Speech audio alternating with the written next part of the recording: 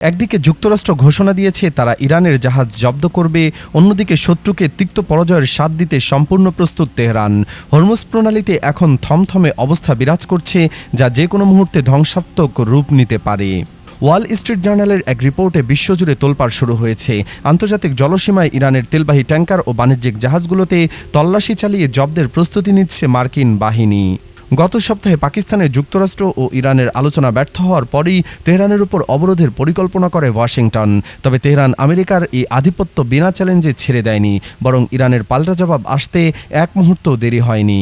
Hormuz প্রণালীতে Iran কঠোর সামরিক নিয়ন্ত্রণ আরোপের পরপরই উত্তাল হয়ে ওঠে সমুদ্র। জলপথ পার হতে চাওয়া একাধিক নৌযানে গুলিবর্ষণের খবর পাওয়া গেছে। খোদ যুক্তরাজ্যের মেরিটাইম ট্রেড অপারেশনস একটি ট্যাঙ্কারে ইরানি গানবোটের হামলার খবর নিশ্চিত করেছে।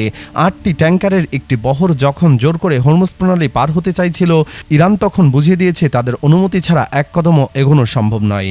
মার্কিন প্রেসিডেন্ট ডোনাল্ড ট্রাম্প যখন ভালো খবর আসার কথা বলছেন, ঠিক তার কয়েক ঘন্টার মধ্যেই রণমূর্তি ধারণ করেছে তেহরান।